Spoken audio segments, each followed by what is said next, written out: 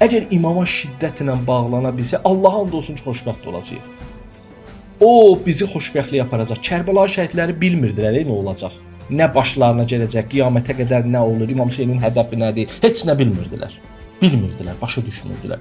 Bəs nə elədi onları belə xoşbəxt? Onlar Hüseynə bağlandılar. Vəssalam. İmam Hüseyni sevdilər. İndi mən oxuyacağam onların sözlərindən. Onlar imamın başına dolanırdılar. İmama canlarını fəda eləmək istəyirdilər. İmam üçün deyirdilər ki, ürəkləri soymur. Bilirsiniz nə deyirdi? Deyirdi ki, ya imam 1000 dəfə ölüb dirilmək istəyirəm sənin yolunda.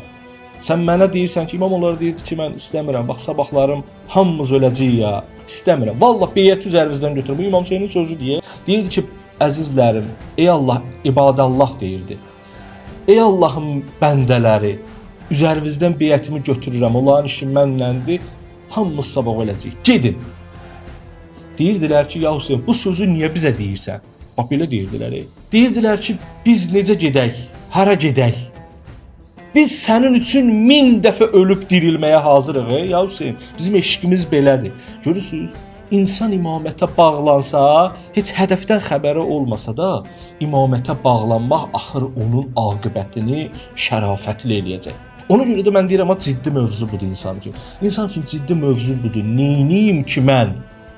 Aqibətim xətmi bi xeyr olsun.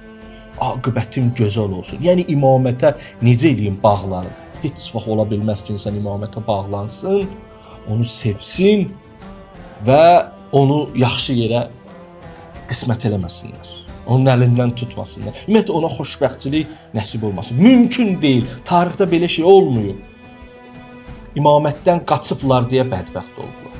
Deyir ki, mən bilmədim ki, Əli haqdır ya filan kəs. Sən biləydin. İmam Hüseyni bilsəydin belədir. Biləydin. Allah verib imamı. İmamın ətəyindən yapışmaq lazım. Möhkəm sevmək lazım.